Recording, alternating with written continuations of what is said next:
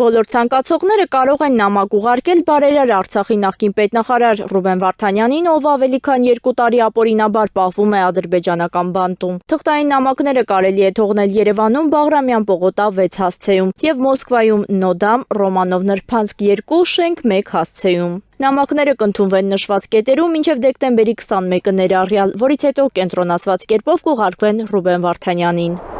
Գյումրիի քաղաքապետ Վարդան Ղուկասյանի նկատմամբ նախաձեռնված քրեական վարույթով գործը ներկայացվել է հակակոռուպցիոն դատարան։ Այս մասին հայտարարություն է տարածել Վարդան Ղուկասյանի փաստաբան Զարուհի Փոստանջյանը։ Նա նշել է, որ Վարդան Ղուկասյանի նկատմամբ վերոնշյալ վարույթով առ այսօր Հայաստանի Հանրապետության դատարանները կիրառել են Մարդու իրավունքների և հիմնարար ազատությունների պաշտպանության Եվրոպական կոնվենցիային հակասող սահմանափակումներ։ Այդ ապօրինությունները հնարավոր է եղել իրականացնել դատավորներ Ժոռա Չիչոյանի և Վարդգես Սարգսյանի կողմից կայացված դատական ակտերի հիման վրա։ Այժմ հերթը հասել է 30-ամյա և դեռ 2 ամիսը չլրացած դատավոր դարձած Լևոն Պետրոսյանին։ Դատավոր Լևոն Պետրոսյանը ստանձնել է քննել Վարդան Ղուկասյանի նկատմամբ պատվիրված շինծու վարույթը և նշանակել է նախնական լսումների առաջին դատական նիստը դեկտեմբերի 17-ին։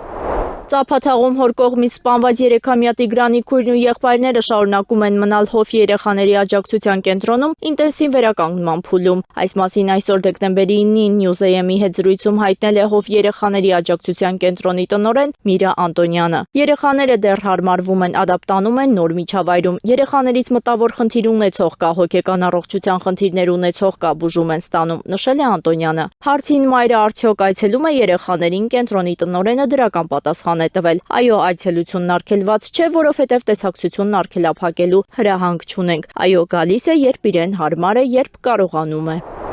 Հայտնի է, թե քանի ոչ աշխատանքային օրեր կլինեն առաջիկա տոնական օրերի ընթացքում։ Ամանոր և Սուրբ Ծննդյան տոները նշվում են դեկտեմբերի 31-ից հունվարի 2-ը ներառյալ և հունվարի 6-ին ոչ աշխատանքային օրեր են։ Ոչ աշխատանքային օրեր կլինեն դեկտեմբերի 31-ը, հունվարի 1-ը, հունվարի 2-ը և 6-ը։ Դեկտեմբերի 31-ը չորեքշաբթի օր է, հունվարի 1-ը հինգշաբթի, իսկ 2-ը ուրբաթ Սուրբ Ծնունդը կնշվի երեքշաբթի օրը։ Բանակի օրը նշվելու է հունվարի 28-ին և այն ոչ աշխատանքային օր է չորեքշաբթի։ Սուրբ Ծննդյան և Հայտնության տոնին հաջորդող Մեռելոց հիշատակի օրը նշվում է հունվարի 7-ին։ Այն աշխատանքային կլինի, եթե կառավարությունը այլ որոշում չընդունի։ Ոչ աշխատանքային տոնական և հիշատակի օրերի նախօրյակին աշխատանքային օրվա տևողությունը կրճատվում է 1 ժամով։ Բացառությամբ կրճատ, ոչ լրիվ աշխատանքային ժամանակի պայմաններով կամ հերթափոխով աշխատող աշխատողների։